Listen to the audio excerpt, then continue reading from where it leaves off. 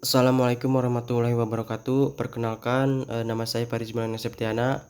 Saya prodi Teknik Informatika reguler sore dengan semester 3. Kali ini saya akan membahas tentang cybercrime. Yang pertama yaitu latar belakang. Kejahatan komputer atau kejahatan cyber atau kejahatan dunia maya atau cybercrime adalah sebuah bentuk kriminal yang mana menjadikan internet dan komputer sebagai medium melakukan tindakan kriminal. Perkembangan globalisasi informasi dewasa ini membawa pengaruh yang sangat besar bagi kehidupan manusia.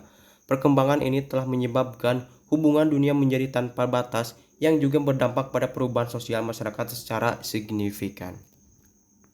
Next.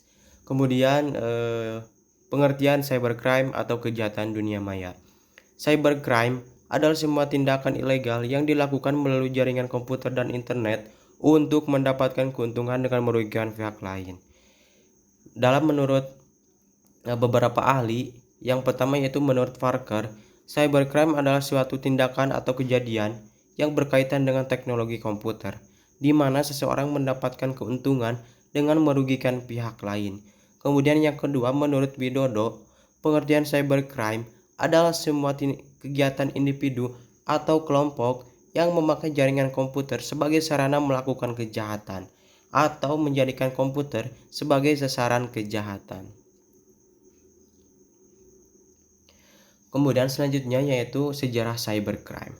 Sejarah cybercrime awal mula penyerangan di dunia cyber pada tahun 1988 yang lebih dikenal dengan istilah cyber attack. Pada saat itu ada seorang mahasiswa yang berhasil menciptakan sebuah worm atau virus yang menyerang program komputer dan mematikan sekitar 10% dari seluruh jumlah komputer di dunia yang terhubung ke internet. Pada tahun 1994, seorang anak sekolah musik yang berusia 16 tahun yang bernama Richard Fries atau yang lebih dikenal sebagai The Hacker alias Data Stream Cowboy ditahan lantaran masuk secara ilegal ke dalam ratusan sistem komputer rahasia termasuk pusat data dari Griffith Air Force, NASA, dan Korean Atomic Research Institute atau Badan Penelitian Atom Korea. Dalam interogasinya dengan FBI, ia mengaku belajar hacking dan cracking dari seseorang yang dikenalnya lewat internet dan menjadikannya seorang mentor yang memiliki julukan Kuzi.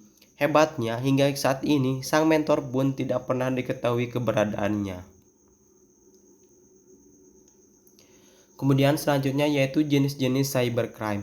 Dalam perkembangan tindak pidana cybercrime memiliki berbagai jenis modus yang dilakukan dan sering terjadi pada dunia maya. Yang pertama yaitu unauthorized access to computer system and service, yaitu kejahatan yang dilakukan dengan memasuki atau menyusup ke dalam suatu sistem jaringan komputer secara tidak sah, tanpa izin atau tanpa sepengetahuan dari pemilik sistem jaringan komputer yang dimasukinya. Kemudian yang kedua, offense against intellectual property, yaitu kejahatan ini ditujukan terhadap hak atas kekayaan intelektual yang dimiliki pihak lain di internet. Kemudian yang ketiga, illegal content, yaitu kejahatan dengan memasukkan data atau informasi ke internet tentang sesuatu hal yang tidak benar, tidak etis, dan dapat dianggap melanggar hukum atau mengganggu ketertiban umum. Kemudian selanjutnya yaitu cyberstalking, yaitu yang dimana kejahatan jenis ini dilakukan untuk mengganggu atau melecehkan seseorang dengan memanfaatkan komputer, misalnya menggunakan email, dan dilakukan berulang-ulang. Kemudian selanjutnya yaitu hacking dan cracker, yaitu aktivitas cracking di internet memiliki lingkup yang sangat luas, mulai dari pembajakan akun milik orang lain, pembajakan situs web, probing, menyebarkan virus, hingga pelumpuhan target sasaran. Kemudian selanjutnya yaitu cyber squatting and DDoS squatting, yaitu kejahatan dengan membuat domain plesetan, yaitu domain yang mirip dengan nama domain orang lain. Kemudian selanjutnya yaitu ARP spoofing. ARP spoofing adalah teknik yang cukup populer untuk melakukan penyadapan data, terutama data username atau password yang ada di jaringan internal. Kemudian selanjutnya yaitu defacing, yaitu kegiatan yang mengubah halaman situs atau website pihak lain. Kemudian carding yaitu berbelanja menggunakan nomor atau identitas kartu kredit orang lain yang dilakukan secara ilegal. Pelakunya biasa disebut dengan carder. Kemudian yaitu ada phishing.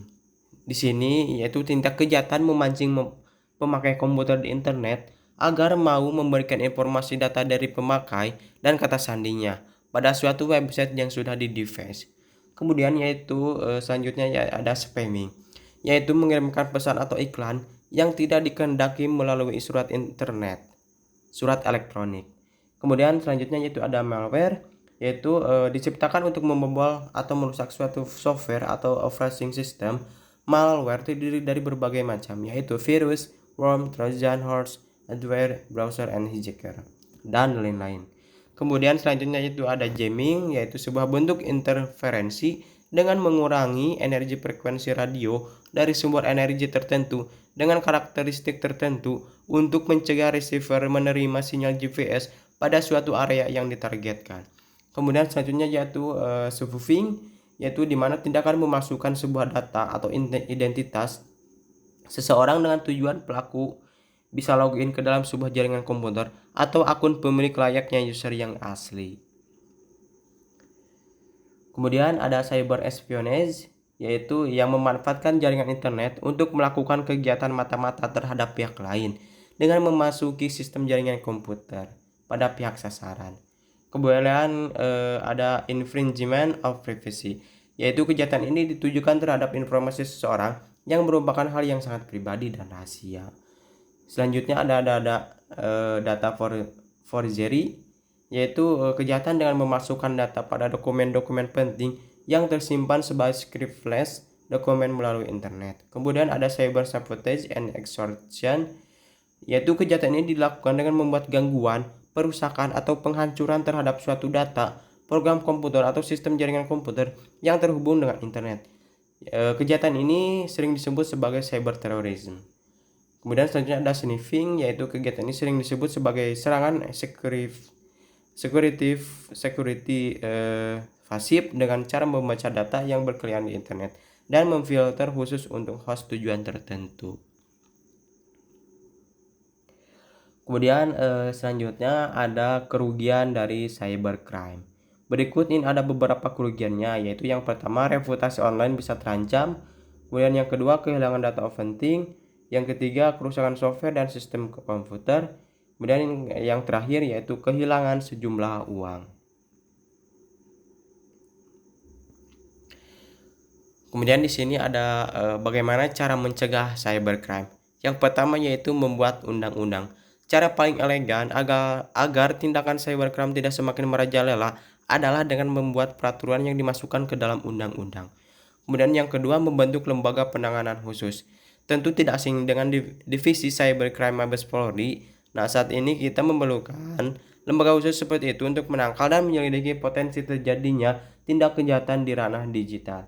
Kemudian yang ketiga memperkuat sistem. Pengamanan sistem menjadi benteng pertama yang bisa kita andalkan untuk menghindari potensi cybercrime. Kemudian selanjutnya di sini ada faktor-faktor yang mempengaruhi tindak pidana cybercrime. Yang pertama yaitu faktor politik, yaitu kondisi ini memerlukan kebijakan politik pemerintah Indonesia untuk menanggulangi cybercrime yang berkembang di Indonesia. Aparat penegak hukum telah berupaya keras untuk menindak setiap pelaku cybercrime. Yang kedua yaitu faktor ekonomi. Kemajuan ekonomi suatu bangsa salah satunya dipengaruhi oleh promosi barang-barang produksi. Jaringan komputer dan internet merupakan media yang sangat murah untuk berpromosi. Yang ketiga yaitu ada faktor sosial budaya. Faktor sosial budaya yaitu dapat dilihat dari beberapa aspek, yaitu yang pertama yaitu sumber daya manusia. Teknologi dapat dimanfaatkan untuk kemakmuran, namun dapat juga untuk perbuatan yang mengakibatkan petaka akibat dari penyimpangan dan penyalahgunaan. Yaitu yang kedua ada komunitas baru. Media internet sebagai wahana untuk berkomunikasi secara sosiologis terbentuk sebuah komunitas baru di dunia nyata, di dunia maya.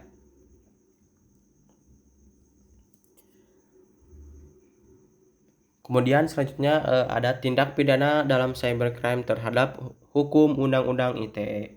terdapat beberapa hukum positif lain yang berlaku umum dan dapat dikenakan bagi para pelaku cybercrime, terutama untuk kasus-kasus yang menggunakan komputer sebagai sarana, yaitu antara lain yang pertama ada KUHP, yang kedua Undang-Undang Nomor 11 Tahun 2008 tentang ITE, yang ketiga ada Undang-Undang Nomor 44 Tahun 2008 tentang pornografi. Dan selanjutnya ada UU Nomor 36 Tahun 99 tentang telekomunikasi. Selanjutnya ada Undang-Undang Nomor 5 Tahun 99 tentang larangan praktek monopoli dan persaingan usaha tidak sehat. Kemudian selanjutnya ada Undang-Undang Nomor 8 Tahun 1999 tentang pelindungan konsumen. Kemudian selanjutnya ada UU Nomor 19 Tahun 2002 tentang hak cipta. Kemudian ada UU Nomor 8 Tahun 97 tentang dokumen perusahaan. Kemudian ada UU Nomor 25 Tahun 2003 tentang perubahan atas Undang-Undang Nomor 15 Tahun 2002 tentang tindak pidana pencucian uang. Kemudian ada UU Nomor 15 Tahun 2003 tentang pemberantasan terorisme. Dalam hukum UU ITE ini, yaitu setiap adanya internet diatur dalam ketentuan Undang-Undang ITE, yaitu pada pasal 27 ayat 3 UU ITE yang berbunyi, setiap orang dengan sengaja dan tanpa hak mendistribusikan dan atau mentransmisikan dan atau membuat dapat diaksesnya informasi elektronik dan atau dokumen elektronik yang bermuatan penghinaan dan atau pencemaran nama baik.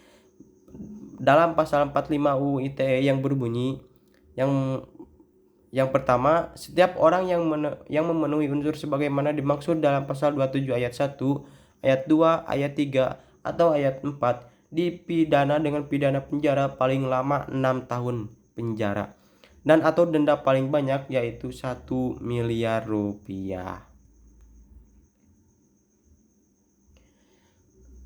Jadi kesimpulannya kejahatan komputer atau kejahatan cyber atau kejahatan dunia maya atau cybercrime adalah sebuah bentuk kriminal yang mana menjadikan internet dan komputer sebagai medium melakukan tindak kriminal. Jadi itulah penjelasan singkat tentang pengertian cybercrime, jenis-jenis cybercrime, hingga cara penanggulangannya. Saat ini aktivitas cybercrime memang meningkat pesat jika dibandingkan beberapa tahun lalu ketika internet belum memiliki banyak pengguna. Kemudian di sini saran, semoga PPT ini atau presentasi ini bisa menjadi wawasan bagi masyarakat terhadap pentingnya cybercrime, khususnya mahasiswa supaya tidak menjadi korban ataupun pelaku cybercrime. Dengan mengetahui informasi di atas, semoga bisa lebih waspada sehingga kejahatan yang terjadi di dunia maya tidak menimpa kita semua sampai kapanpun juga.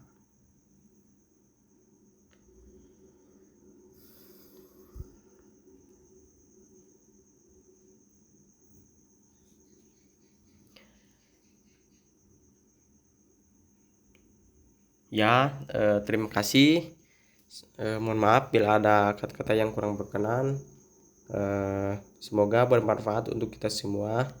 Wassalamualaikum warahmatullahi wabarakatuh. Terima kasih banyak semuanya.